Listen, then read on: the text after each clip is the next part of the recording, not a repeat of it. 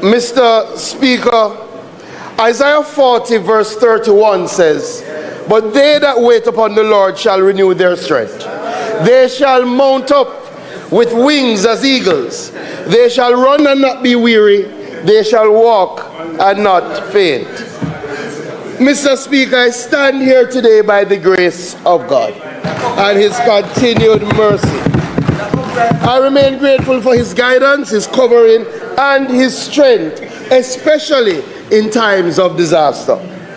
Mr. Speaker, I'm aware that many Jamaicans have lifted me up in their prayers, especially after Hurricane Melissa, and I am grateful for their prayers.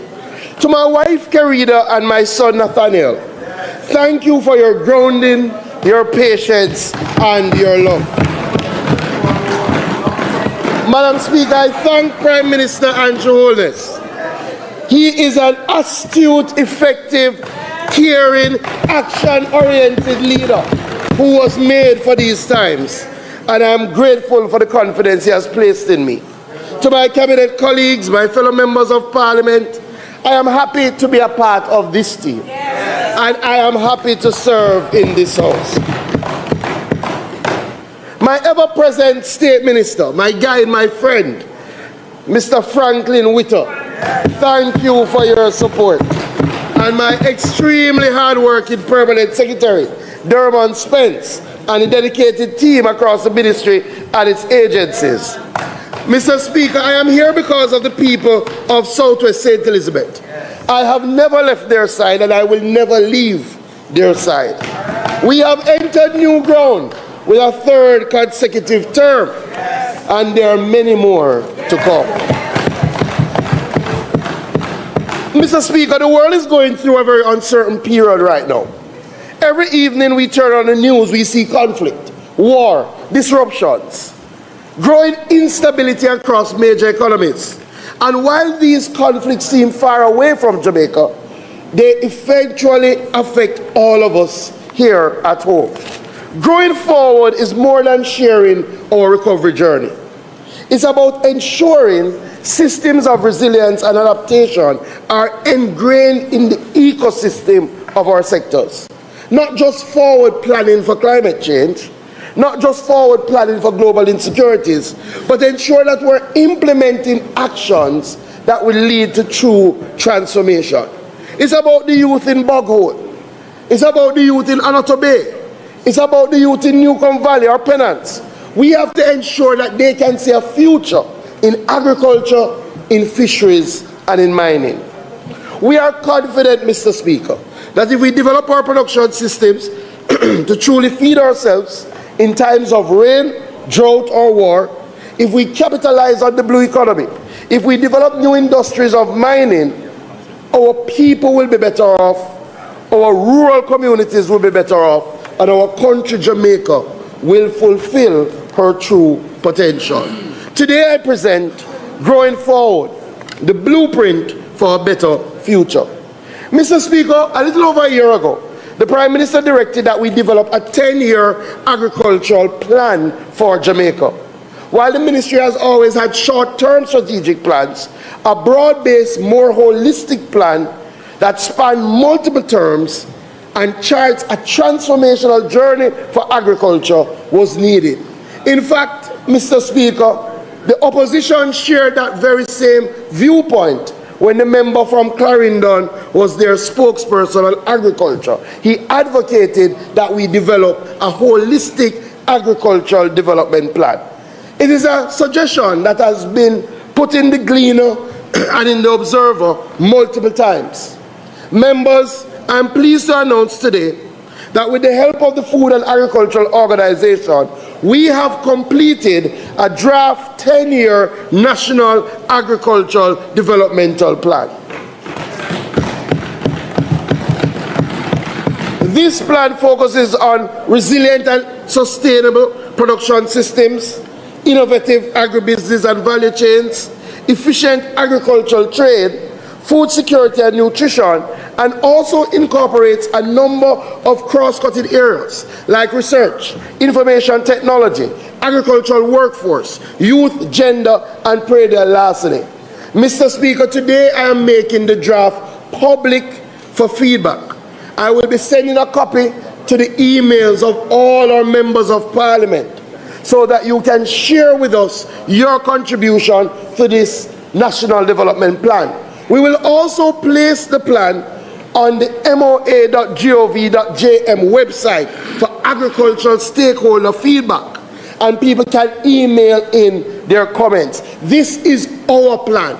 This is not one side's plan. This is Jamaica's plan to move agriculture forward. Members, as we seek to finalize our National Agricultural Development Plan, let me use today's presentation to outline some of where we are, the work that we have already undertaken to set the foundation for the plan, and some of the main initiatives for this year.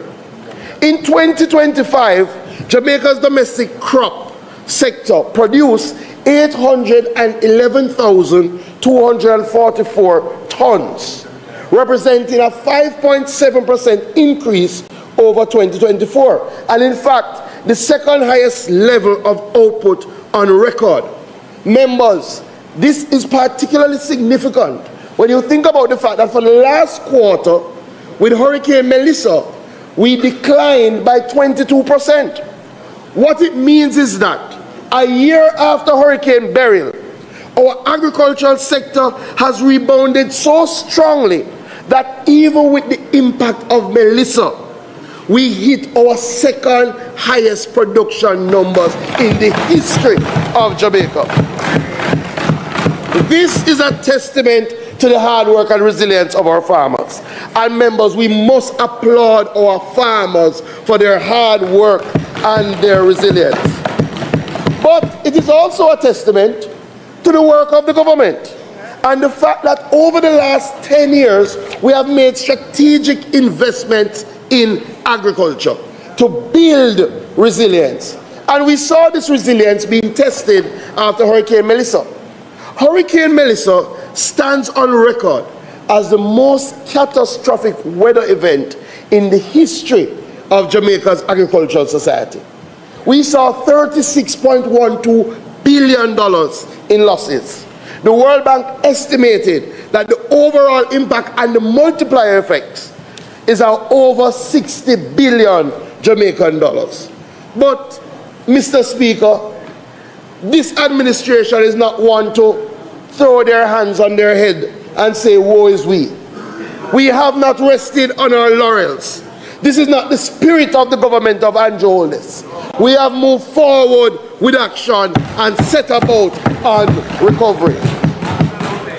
Within a week of Hurricane Melissa, we were able to restore 75% of our irrigation customers through backup generation, and over 90% of those customers got back water within 1 month of Hurricane Melissa.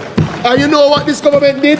We provided that water free of cost up to the end of February. We provided free land preparation and have already prepared over 2,000 hectares valued at over $80 million free of cost to our farmers. We provided direct support to specific crop lines. We provided about $150 million in input to farmers of fruits and vegetables. We provided $100 million in specialized formulated fertilizer to over 7,000 banana and plantain farmers. And I know my banana and plantain lovers have been wondering, banana is coming back. We provided $100 million to re-establish 643 hectares of yam through the provision of yam heads, stakes, and over 5,000 bags of fertilizer impacting over 2,000 farmers. We provided $40 million to distribute 1.3 million hot pepper seeds and $39 million for apiculture or bee keepers, providing them with over 5,000 bags of bee sugar. Additionally, entities like the FAO, United Way, and American Friends of Jamaica have played a role in this recovery effort. Mr. Speaker, we have seen the results. Some expected that 6 months after Hurricane Melissa,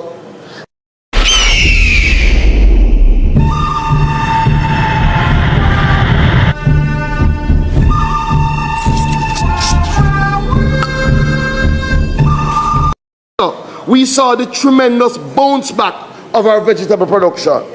In fact, when the BOJ met to speak about inflation, they said that the direct impact of Hurricane Melissa on inflation was less severe than initially anticipated due to a faster than expected recovery in agricultural supplies. Members, you may not know, but the first quarter vegetable production of 2026 is the highest first quarter vegetable production in the history of Jamaica. Mr. Speaker, it doesn't mean that all is well. It does not mean that we are out of the proverbial woods. And it does not mean that every single farmer has received support.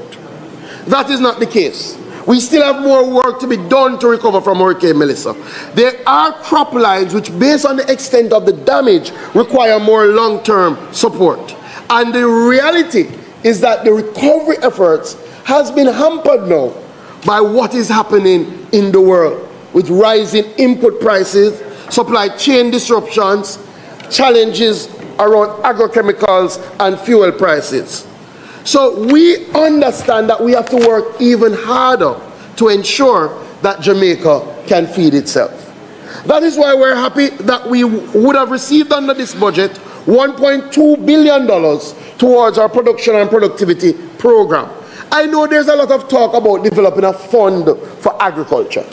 One of the things that this government has done well is to institutionalize the funding for agriculture. In 2019, the programs around agriculture used to get $400 million. We moved that by 2021 to give those programs $1 billion Jamaican dollars. And since that time, we have maintained that every year since that, over $1 billion goes into the programs of the Ministry of Agriculture. Over $5 billion over the last 5 years directly to agriculture. And let us be clear, this is different from the money that we're spending on capital projects. Right. This is different than the money that we're spending on recovery. This is our programmatic budget. This government has taken agriculture serious. We're going to move into phase 2 of our recovery effort. And we're going to provide additional support for our livestock farmers, our yam farmers, our coffee farmers. In fact, we're exploring developing a voucher system that can provide direct support to those who are yet to receive. We have earmarked about $250 million to continue that agricultural recovery program. One of the things that we all know now is that if we are to grow forward, we have to grow some of it ourselves. And that is why we continue to encourage our people to engage in backyard farming. I myself have embarked on an aeroponic tower journey in my backyard, and I commend it to all the members. But the government is going to continue to support it. So this year, we will be continuing our backyard gardening program, and we'll be distributing 5,000 backyard gardening kits targeting urban spaces and also some aeroponic towers so we can increase the production at home. Madam Speaker, Mr. Speaker, we know Hurricane Melissa wiped out a significant amount of our fruit trees. And that is why we are redoubling our efforts to establish 3,000 acres of orchard crops by 2035. We're going to be focusing on ackee, breadfruit, mango, coconut, and avocado. In fact, we have worked with trees that feed, and we have gotten 3 new avocado varieties: the Hass, the Carla, and the Semel 34. Why is this important, Mr. Speaker, as a man who loves avocado? These varieties give us the ability to grow avocado right around the year. We will move it from a seasonal crop. We're also going to continue our citrus redevelopment program. We will bring back our citrus industry. Another one that we're focusing on is the Wambugo apple. If you haven't heard about it, look it up. We are now growing it in our agri park, and we're going to use it to replace the very popular American apple. Came out of Kenya, has taken well to this environment. We're going to be focusing on that. In fact, Mr. Speaker, I have tasked Don McGlashan and Loxley Wakes to work with the forestry and our seed certification unit and our nurseries to rapidly expand our fruit tree planting base. And we're starting on a drive this year that every single household in Jamaica must have at least one fruit tree by 2033.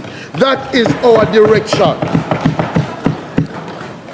Livestock development is central to reducing our import dependency and stabilizing domestic protein supply. I am pleased to announce to the members of this House that we're in the final stages of the development of the National Livestock Policy. In fact, we expect the policy to be at the green paper by the end of Q2 in this financial year. That National Livestock Policy will modernize breeding and genetic improvement systems, will strengthen animal health, veterinary services and biosecurity, will improve feed security and local feed production, will promote climate-resilient livestock housing and management practices, will enhance food safety, traceability, and quality standards. It's something that the member from Eastern Westmoreland, when he spoke about, when we were talking about dairy, spoke about a livestock policy. It will come to the end of the second quarter of this financial year. We will conclude the policy framework and continue to strengthen our livestock sector. We have been working with the Veterinary Services Division, and in fact we've acquired about $70 million worth of equipment to really revitalize our genetic bank at Bodles, so that we can do more artificial insemination and more embryo transfers, so that we can drive especially our dairy sector. The Jamaica Dairy Development Board will be commencing phase 2 of its genetic improvement program, and we will be importing some high quality animals. In fact, we have earmarked to import this financial year 200 high yield animals from the United States. While we do that, we have already purchased 400 heifers from Search, and we're going to be distributing those to farmers across the country to strengthen dairy production. On the small ruminant side, we're taking an ecosystem approach to expand small ruminants with a focus on genetics, nutrition, and veterinary care. We're building out fodder banks, we're distributing goats, we're distributing goat houses, we're strengthening our livestock training. In fact, one of the things that we have focused on is the rapid multiplication to expand our small ruminant herd. Last year we brought in 255 goats. We did 152 artificial inseminations. This year we're targeting to bring in 1,000 goats to help expand our small ruminant sector. Madam Speaker, I see the Minister of Water is here, and he's shared a report with me from the Meteorological Service, which has projected that Jamaica will experience drier conditions and elevated heat levels with the possibility of a protracted drought. In this financial year, RADA will intensify our drought mitigation strategy. We are going to be embarking on a 145 million mini water catchment pond construction program. What that means, members, in our high production zones, we're going to be building out water catchment ponds. And we're targeting those parishes that are known for drought. But we're not stopping there. We're going to have to start some trucking. And we're going to be purchasing 2 more water trucks for the NIC to serve underserved areas. There are in some communities that you have catchment tanks already. We want to rehabilitate those catchment tanks and use them for agriculture.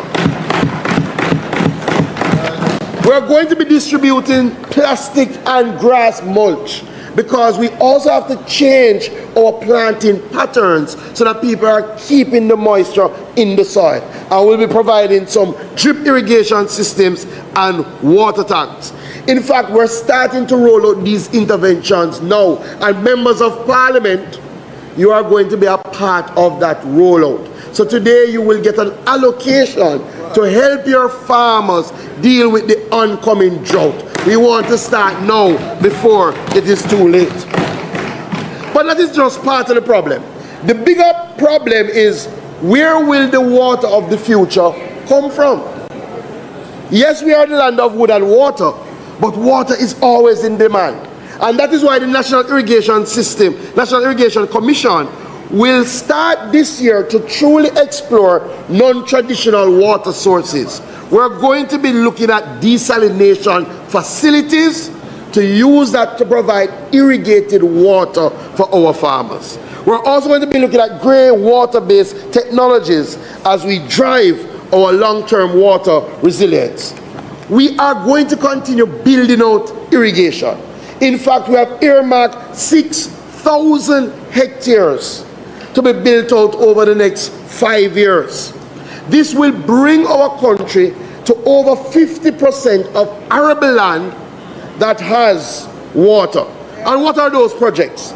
The Pedro Plains irrigation expansion, which there is budget for that this year, to continue to build out irrigation that will serve over 4,000 hectares. And we have 4 smaller projects that will serve about 2,000 hectares. Mr. Speaker, I want to assure the farmers in Essex Valley, farmers very familiar to Member Witter and Member Bunting, that we will be turning on their irrigation supply before the end of 2026. In Amity Hall and Bridgepen, the second quarter of 2027, we will turn on that irrigation system. We are building a better Jamaica through irrigation. Let me speak a little bit about our agro-parks. You know, we made a massive step last year in Clarendon, what is that? Southwestern, where we did the Parnassus Agro Park. 700 acres of former sugarland that we transformed into an agro park in Clarendon. Farmers like Dorrit James and Noel Reed were able to get back in the field quickly after Hurricane Melissa. In fact, members, there's an article I would love you all to read. December 30, 2025, in the Jamaica Gleaner, where they spoke to Mr. Reed. And Mr. Reed, having lost so much from Hurricane Melissa, was back out in the field. And they asked Mr. Reed, why are you back out in the field? Mr. Reed said he is out in the field because he now has access to water. He says before he would lose 50% of his profits due to lack of water access. He can now guarantee, these are his words, 100% return on his investment because water is accessible on his farm. This is how you build a better Jamaica and grow forward.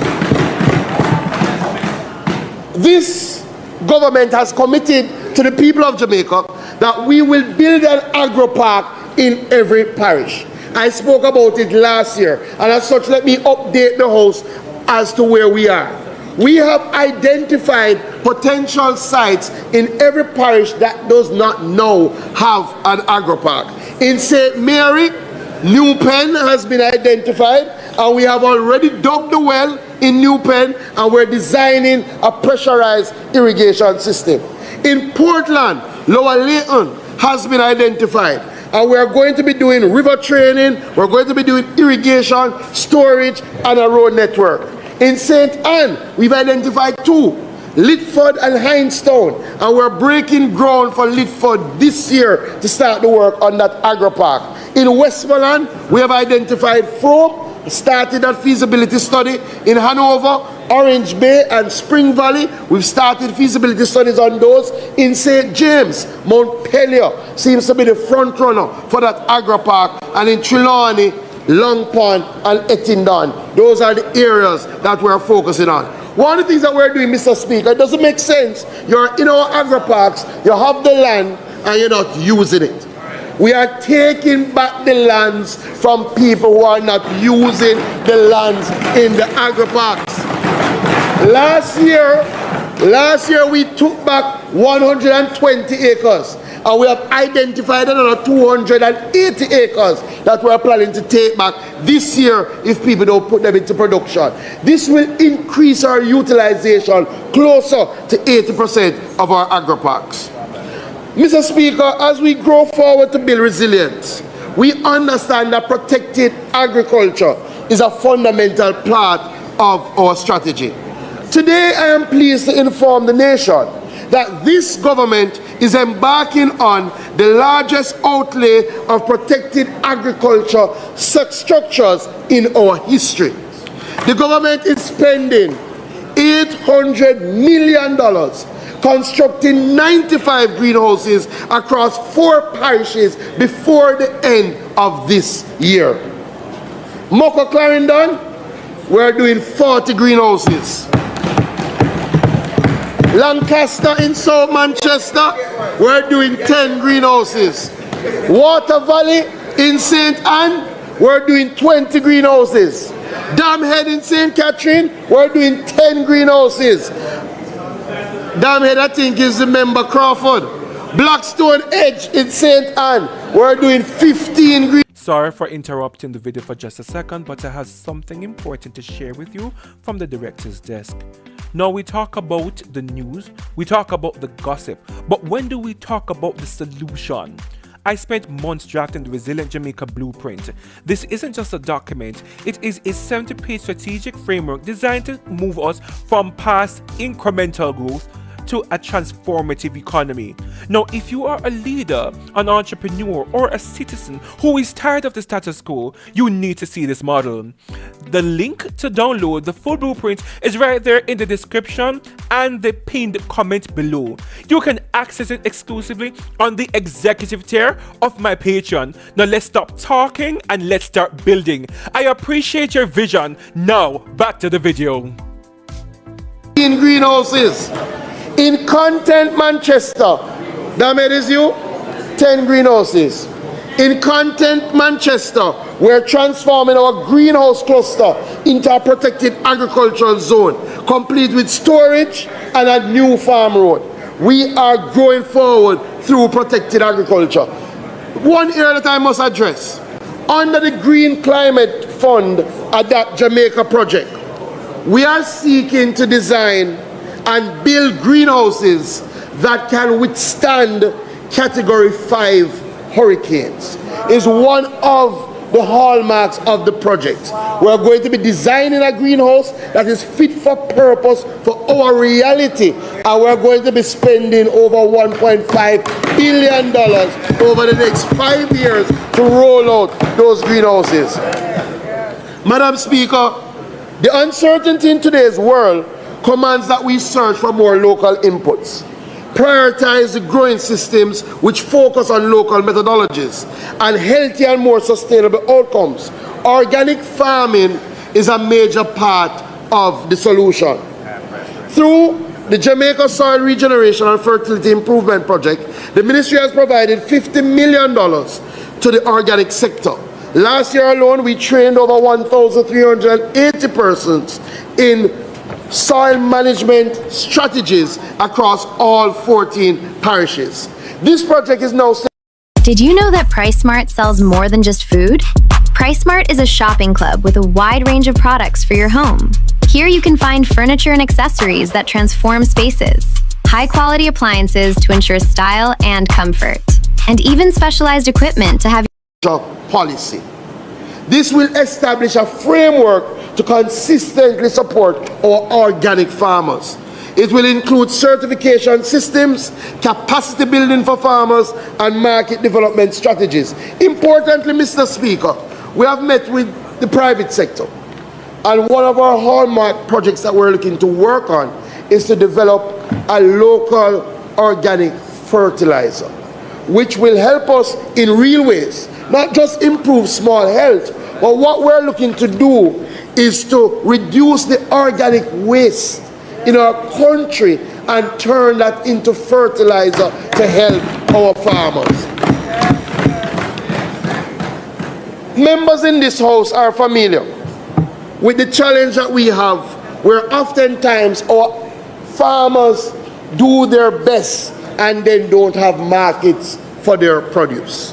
We have to address these challenges. And we're going to take a holistic approach to address these challenges. Firstly, we have to increase storage.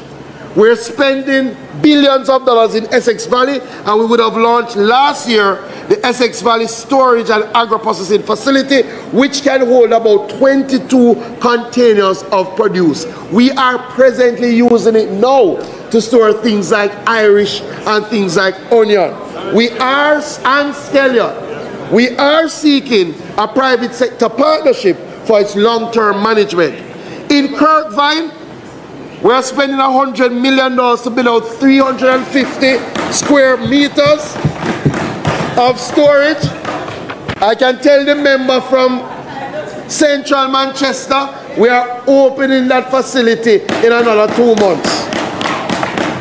The member from Northeast Manchester will be happy to know that we are spending $300 million on Coliville, where we are rehabilitating 2,600 cubic meters of cold storage. The Flaggerman Cold Storage Facility was established last year, and we're going to put it into operation the end of this month. I am pleased to announce that this financial year we will be establishing 3 semi-industrial onion dryers across our main onion areas: St. Thomas, St. Catherine, St. Elizabeth. This will reduce onion loss, wastage, and support the extended supply of onion. Listen to what I said. Don't watch up there, sir. We have earmarked $80 billion for that activity. That is just one area. The other area is agro-processing. We have to do more value added. And that's why we have to help our businesses to invest in agriculture. And some of them are investing, and they should be recognized. You can't call all of them, but I want to commend the Caribbean Broilers Group, who just announced that they're going to be putting $1 billion in agriculture over the next 12 months to build out egg and pork production. And they're going to, for the first time in their history, take on contract egg farmers. That's a major step. Walkerswood is now expanding their capacity threefold, and they're investing in the Parnassus Agro Park. And it's not just big investment. Some of the best value-added investments are small investments. And I want to congratulate Believe Farms. If you haven't heard the story of Believe Farms, a young lady who went to university, decided she wanted to be an entrepreneur, is from Kingston, had no land, went to her agro park, started with 5 acres, now has 22 acres, and has gone into her own line of sweet potato chips and soonies. And she joins us in the house, and I'm very happy that she could be here with us today. The chips members are in your bags. Every bag of a chip. But in order for us to have more business type investment, we have to ensure that our agricultural sector is bankable. In 2021, the ministry engaged the private sector around appropriate insurance protection for our agricultural sector from weather-related peril. Weather Protect by GK Insurance was born, a parametric insurance scheme which guards against extreme wind, rain, and drought. 5 years later, and hundreds of farmers have benefited, including payouts from Beryl, Raphael, and Melissa. But the truth is, members, hundreds need to be thousands. These extreme weather events are a part of our everyday reality. And as such, insuring crops against these perils not only makes our farmers more bankable, but also gives them the security to recover faster. Today, members, I'm pleased to announce that as we grow forward, this government will be providing $50 million to provide insurance coverage for 5,000 farmers, prioritizing our agro parks, our youth, and our women. We are growing forward.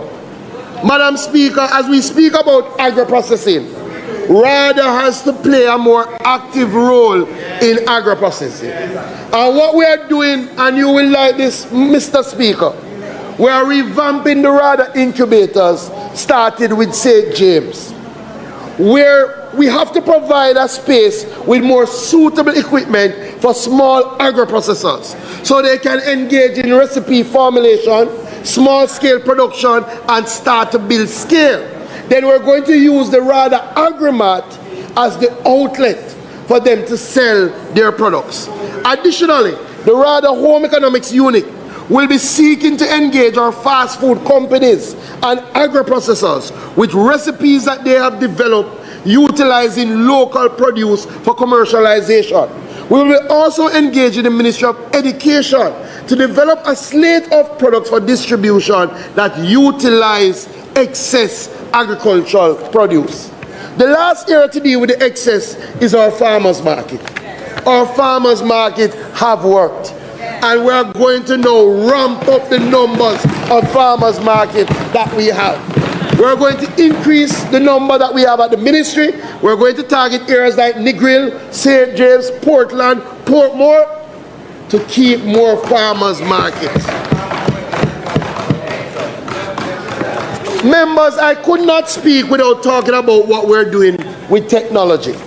If you have not yet downloaded the RADA app on the Android or in the Play Store, please do so.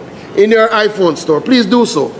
The app now has a feature that the farmers can use the app to apply for benefits directly. And it gives us the ability to track if they have gotten or not. But we're going a little further. One, we have completed phase 1 of a digital platform which centralizes crop production data, giving us real-time visibility in what is being planted, where it is located, and how it is progressing through each stage of the crop cycle. This is a predictive AI-driven tool that will allow us to do better forecasting of supply. What it means, members, is that the farmer, prior to planting, will be able to see how much tomato is being planted in his community, in his parish, in his country, so that he makes better decisions. We have another thing that we're unveiling, a national agribusiness logistic map that will help us to provide real-time market data, especially in relation to pricing for all our consumers and our distributors. But the last one, members, that I think you will like. We are introducing today a new digital tool for members of this honorable house. This platform will provide you MPs with real-time visibility into the agricultural activity at your constituency, allowing you to see what is being produced, where it is happening, who is receiving benefit, allowing you to contact your parish manager, allowing you to submit your beneficiary listings. It will also include a module for farm roads. So you will see the agricultural access roads in your communities, the location, the length, the number of farmers they serve, so that you can make better decisions in relation to which farm roads are to be prioritized. MPs are critical partners as we grow agriculture forward. Mr. Speaker, Jamaica Food Import Bill continues to place significant pressure on foreign exchange and the cost of living. While Jamaica has been able to achieve self-sufficiency in poultry, pork, eggs, and most of our vegetable lines, our consumption of grain and wheat and the increase in animal feed, plus fish and mutton, still make Jamaica very susceptible to global inflation and supply chain shocks. As a part of our 10-year development plan, we will be expanding our import substitution drive. But we're not starting from scratch. Through programs led by the ministry, we have already made important progress in reducing import reliance in several areas. The Onion Development Program has significantly expanded local onion production. Our Irish Potato Program continues to support greater local supply. Investments in poultry, pork, and protected agriculture have helped strengthen domestic production in our vegetable lines. We will ventilate this more, especially when we have finalized the plan. But it suffices to say that we will be taking policy and programmatic steps to increase the local production of components of our animal feed. One of the challenges we have is as we drive our poultry industry, as we drive our small ruminant industry, we're seeing increased imports for animal feed. We have to substitute some of that with what we can produce locally. The other thing that I will speak about later is our increase in aquaculture. We have to bring down the amount of fish that we import. Now, a lot of it is saltfish, but we also import a lot of other types of fish like snapper, bangameri. We have to drive that down. I'll speak about it. The other thing that we're going after is to reduce our mutton importation, whether through policy or as we expand the herd size. We believe we can ramp up our small ruminant herd to treat with our mutton needs.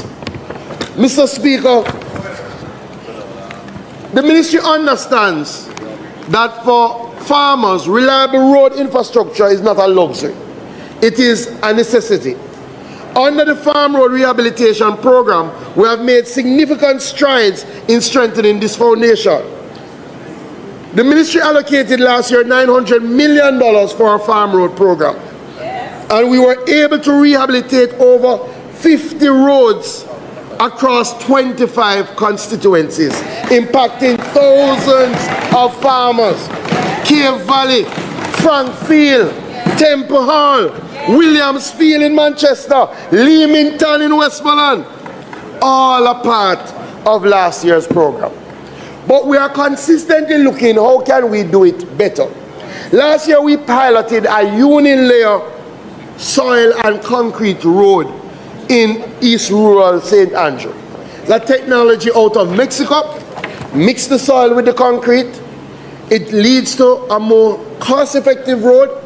We wanted to see the strength. It went through Hurricane Melissa and it stood up extremely well. And if you know East Rural St. Andrew, the terrain is challenging. We want to expand that program. We're going to take it slowly. We're going to be doing 6 more this year, especially targeting the areas that are extremely vulnerable. Under the Farm Road Rehabilitation Program, we're targeting to do 60 roads across our production zones this year. One of the things that I want people to reflect on, last year in total, Minister of Finance, and we thank you, last year in total, between our original Farm Road Program, which was 52, and our Melissa Rehabilitation Program, which was 39, we did last year 81 farm roads. Which, let me tell you something, that 81 farm roads is more than the other side ever did in all their years of government since independence.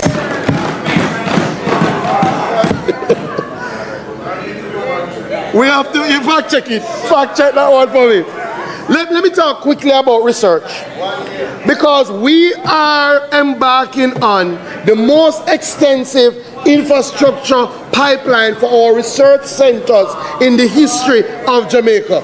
This year we have over 40 individual projects to strengthen our research infrastructure.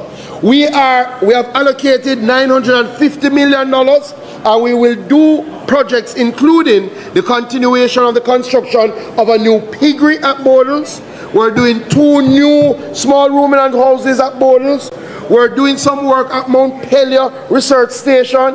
We're constructing a brand new goat house at the Hounslow Research Station. We're also commencing repairs to the internal farm road network at the Orange River Research Station and to strengthen that nursery, which is the primary nursery in the Caribbean for exotic fruit plants. We're going to be procuring multiple farm equipments for Borders and Orange River. Madam Speaker, as labor becomes more challenging to our small farmers, we're moving to put more equipment at the fingertips of our farmers. In fact, members, we are providing more equipment for RADA in 1 year than the other side did in 18 years.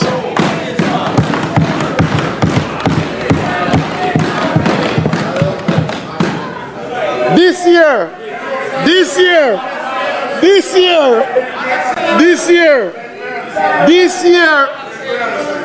year, between our Hills to Ocean project, between our own budget, between our recovery budget, we have provided rather with 10 rubber wheel tractors, 18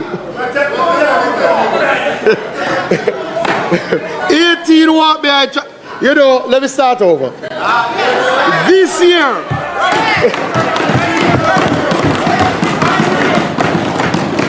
year, between our Hills to Ocean project, our own budget, our recovery budget, we are providing rather with 10 rubber wheel tractors, 18 walk behind tractors, 26 soil augers, 4 sprayer drones, 3 surveillance drones, all of which will go into the equipment rental program for our small farmers. I wouldn't speak. Minister, I would just continue. Your 15 minutes starts now. I wouldn't present without speaking about our youth. Mr. Speaker, in my last sectoral presentation, I announced the development of our national youth in agriculture policy. I am happy to announce today that I am tabling the policy as a green paper. We have concluded national public consultations with a wide variety of stakeholders which will inform the final white paper, which will be presented within Q2 of this financial year. The youth policy will expand technical and entrepreneurial training, will provide structured pathways to land and financing, will promote youth-led climate-smart agriculture. Are you still without electricity after Hurricane Melissa? Keep your lights, fridge, washing machine, and all your 110-volt outlets running with an emergency solar system for just $599,000 Jamaican dollars from Essential Solar. This starter system includes one 3-kilowatt inverter, one 2.5 that more young people are coming into the agricultural space. Madam Speaker, in fact, in the last 2 years, we have seen a significant increase in youth farmer registrations. In fact, 1 in every 5 registration is a youth farmer, which means, Mr. Speaker, we have added nearly 4,000 new youth to our agricultural database. I'll go a little further.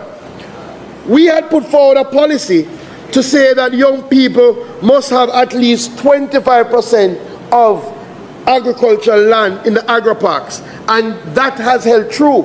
But for the last financial year, where we provided 200 acres of land to our youth, that represents 34% of all the lands we had available last year. Our youth are doing extremely well.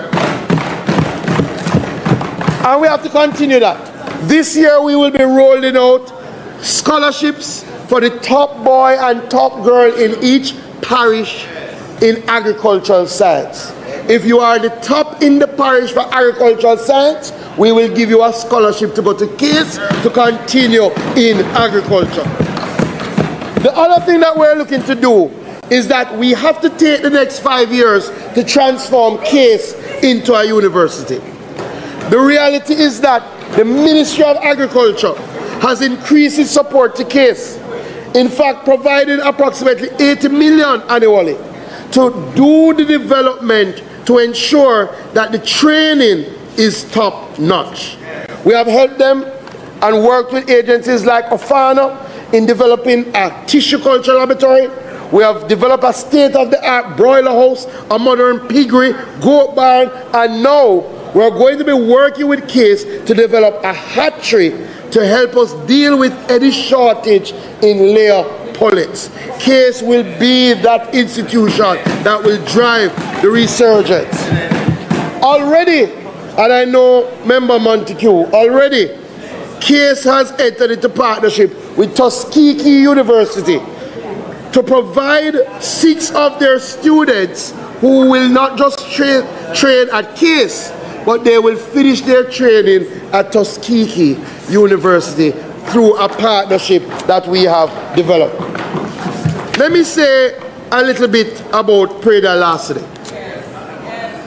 Last year we committed that the police will be establishing the Agricultural Protection Branch to enhance this government's fight against agricultural theft.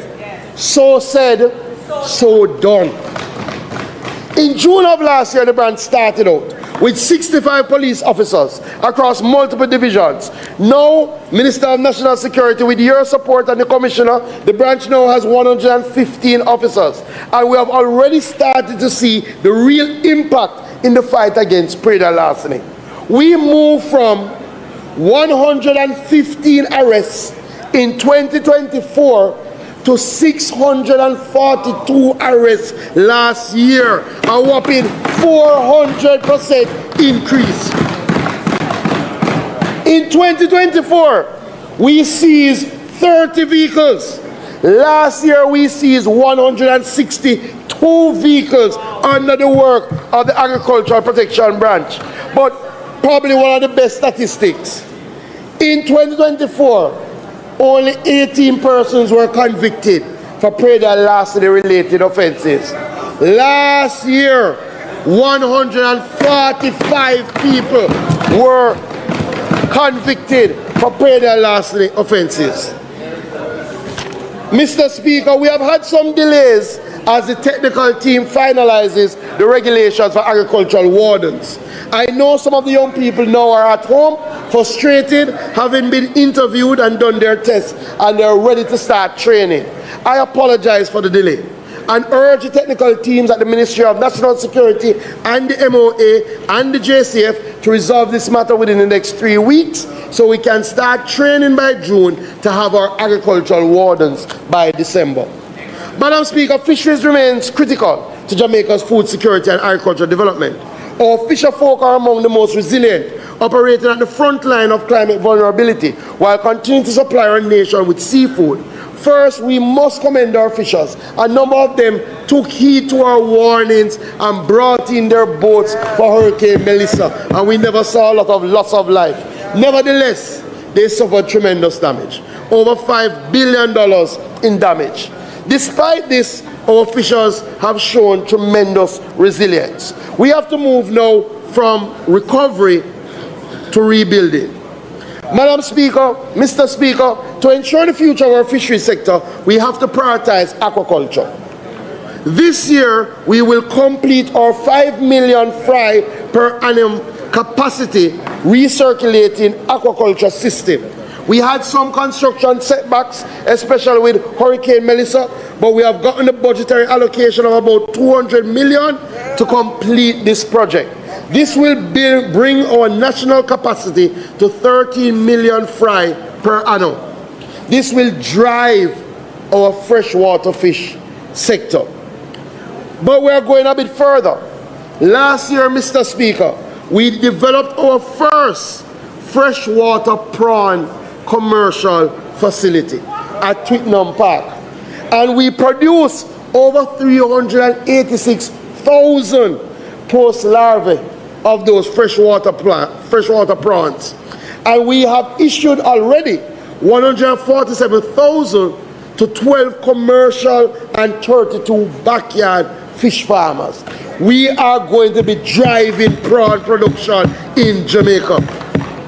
The other thing that we have done with the help of the FAO is that in Bowden and St. Thomas, we have established for the first time in the English-speaking Caribbean cage culture, where we are growing snappers in cages in the sea out in Bowden. This is what happens all over the world to drive your production of seafood. The pilot has worked, and now we're looking for commercial partners to drive that process. We know that conservation, member from Northeast St. Anne, is critical to our marine ecosystem. Our sanctuaries have worked and now safeguard 11,000 hectares of critical marine habitat. I'm pleased to announce that we will declare 2 new sanctuaries this year in Alligator Pond and Salt Marsh, which will cover 12,250 hectares of marine ecosystem. Mr. Speaker, we continue. Madam Speaker, so good to see you. We continue to drive the blue economy. We will focus on CMOS. Over the last 3 years, we have trained 200 fishers in CMOS husbandry, and the NFA anticipates that the commercial CMOS production will increase threefold from 1,400 kilograms in 2025 to 5,000 kilograms by 2027. We have trained over 320 fishers in pelagic fishing, and our next step is now to build out the cold chain resources for them. So when they go out and catch the marlin, catch the mahi-mahi, they have the facilities to keep that cold and supply it to our market. We're continuing to drive oyster production. And in fact, a very sad story, because we had a really good group, 2 groups in Westmoreland and Hanover that had 8 racks holding over 4,500 dozen oysters ready for harvest, and they lost all of that in Hurricane Melissa. Nonetheless, we are going to help them to build it back. We have allocated over $1 million to rebuild their oyster farms and to restore their oyster collection systems. This will help 48 oyster farmers. You know, one of the things that we have done, we have moved the registration and licensing system for fishers to an online system, something called irrigation. It used to take, when I became minister, about 5 months for a fisher to get their renewal or their fishing license. It now takes the maximum 5 days. That is how this government has moved. But we've seen some good returns. When I became minister, the renewals were only 20%. Now that we've made it easier, we are up to 50% of our fishers doing their renewals. And outside of that, compliance. When the Coast Guard went out, they weren't finding a lot of people with their fisher's license. Now, what they have told us, 78% of the people they interact with have a fishing license. We're moving in the right direction. Madam Speaker, I'm pleased to announce today that we're making a fundamental change in fisheries enforcement. Come September, through a memorandum of understanding that we're signing with the TAJ and the Ministry of National Security in July, we are going to be joining the information management system of the TAJ and the MNS. What does this mean? It means that when enforcement officers stop our fishers, instead of sending them to court, they can issue them with a ticket, they can pay their ticket, and they can continue to do what they are doing. So we're going to be bringing in some of the offenses under the system, like failing to report a fishing vessel that is lost, failing to store fishing gear, failing to comply with a lawful inquiry, leaving or depositing, all of these things that are already in the law, we're going to make them a ticketable offense, so that the fisherman doesn't have to waste the time. We don't want them to break the law. But with these offenses, they can pay the ticket, save some time, and move on. We plan to launch this in September of this year. However, as tickets go, if you fail to honor the ticket, then you will have to make your way to court. We have started our new spiny lobster regulations. In fact, lobster is available now if persons had declared that they had lobster prior to and have taken all the steps under the law. I think this is a major step in managing our fisheries. Additionally, we have to do some more in fisheries management. So I'm putting the industry on notice that we will have to start moving now to deal with the size of the fish that we catch. If they are too small, we have to put them back. We have done significant consultation. And what we're now going to be moving to do is to do regulations that stipulate the size of the fish. We have the enforcement officers that are now there. We're saying to the fishers, help us to help you. It doesn't make sense we destroy that we benefit from. We're going to be prioritizing our fishing beaches, and in fact, last year we did significant work on our fishing beach infrastructure across Black River, Portland Cottage, Pagy, Salem, spent about $88 million retrofitting some of our fishing beaches. This year we're going to continue that work. White House Fishing Beach is slated for major work. We've started that work. We have about $34 million. We're going to come and open that together, me and the member from Eastern Westmoreland. Additionally, we have acquired 2 additional properties, one in the Braham Wharf in Westmoreland, the other in Green Island in Hanover, to set up 2 new fisheries offices. We're going to continue our boat program. We're going to be doing 20 boats and 20 engines each year. We're also going to be establishing 2 additional fuel depots, one in Trelawney and one in Portland, so that our fishers do not have to go too far to get their fuel. I will now turn to mining. Madam Speaker, the mining sector remains the cornerstone of the Jamaican economy. 10 minutes. The mining sector remains the cornerstone of the Jamaican economy, driving 85% of traditional exports, making it a significant contributor to national development, accounting for about 2% of GDP. Especially at this time of recovery and reconstruction, it is critical that our mining sector continues to grow forward. In 2025, export earnings from our bauxite and alumina subsector was $612 million. And we are seeing increased investor confidence, where the investment in our mining sector for bauxite moved from $251 million to $326 million last year. In fact, Hurricane Melissa did, Madam Speaker, have a significant impact on the productive capacity of our bauxite and alumina subsector. Operational disruptions, infrastructure challenges, but our companies continue to invest. Windalco has completed their haulage road in St. Anne, which opened up access to increased qualities of high quality ore. They invested about $29 million US. Atlantic Alumina has entered into a strategic partnership worth $450 million in relation to Gramercy in Louisiana. And this signals a significant shift in the industry for us here at Discovery Bauxite.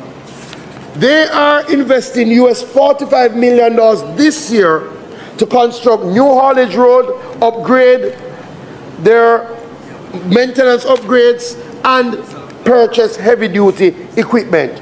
Last year, I appointed a review committee chaired by the Honorable Wesley Hughes to look at our management arrangements with Discovery Bauxite. We will be forwarding those recommendations to Cabinet, and then we will advise the House of our next steps. Century Aluminum has invested approximately $80 million in capital upgrades at JAMAICA refinery, including the installation of a new turbine generator to improve energy self-sufficiency, which should be open the end of May. Madam Speaker, a delegation from my ministry, along with I, will travel to China in June for direct discussions with JISCO. We are seeking a definitive response regarding the reopening of Alpat and the future direction of its operations. This is a matter of significant importance to the mining sector, and more importantly to the people and communities of St. Elizabeth and to the country as a whole. We have to take a definitive decision about the future of JISCO this year.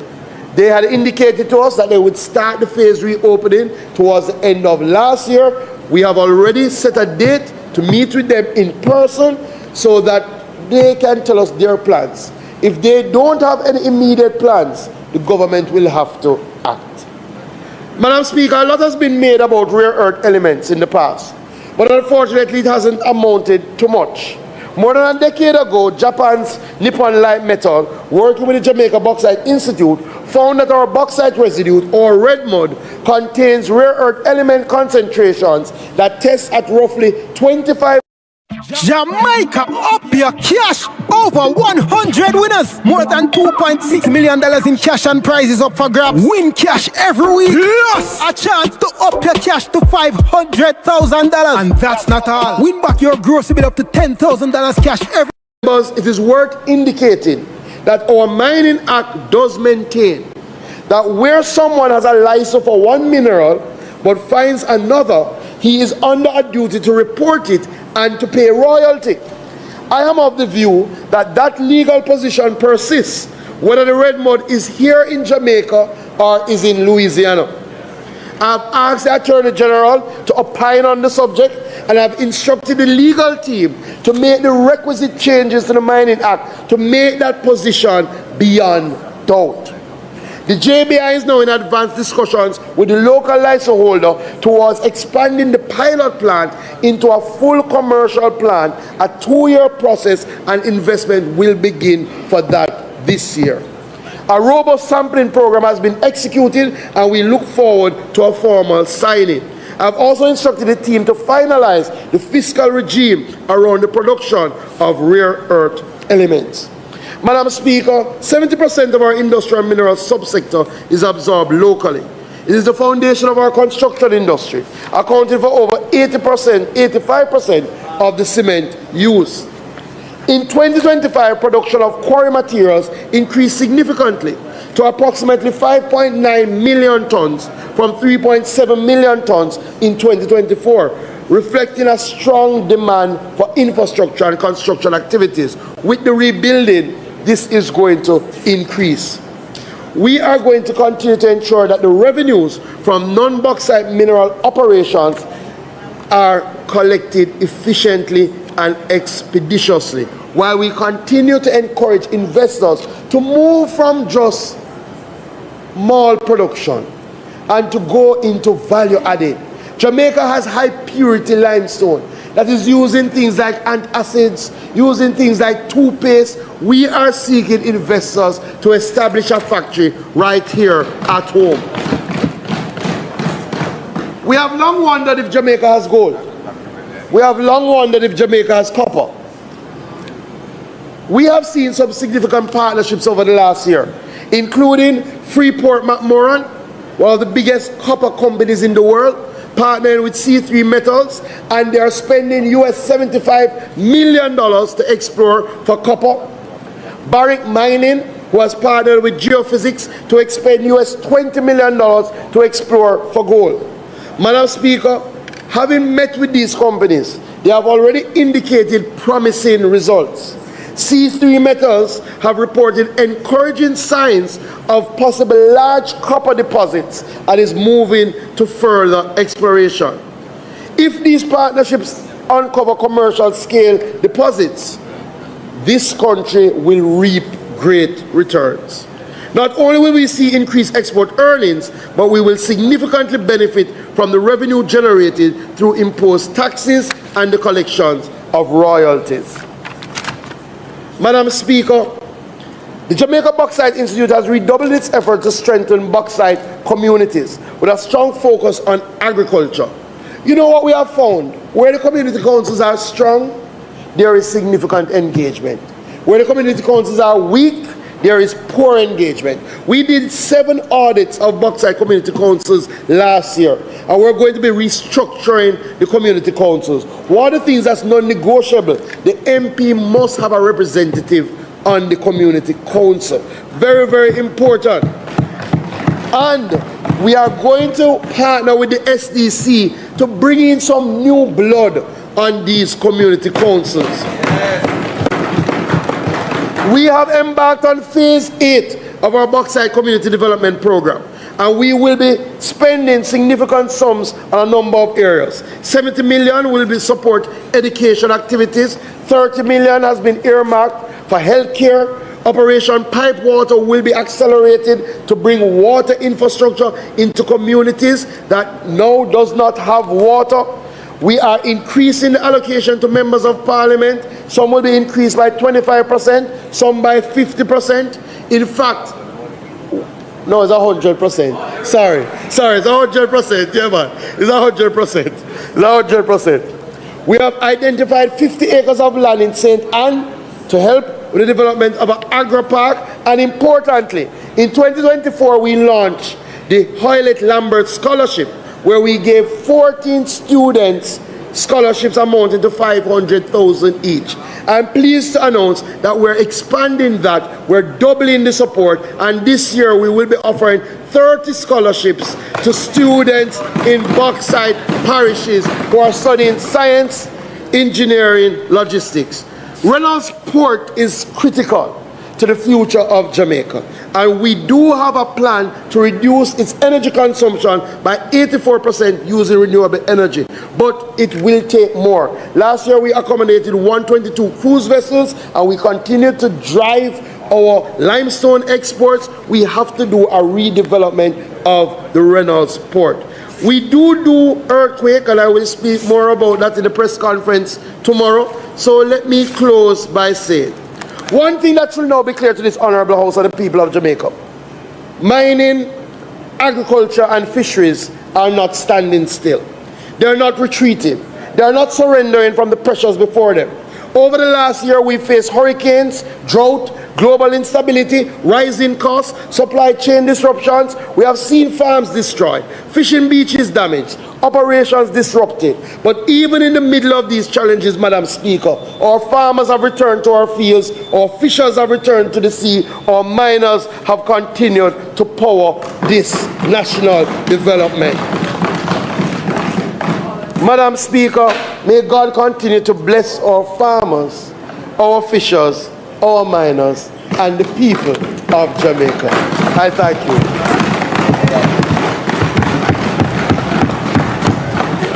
Young blood. Bless you.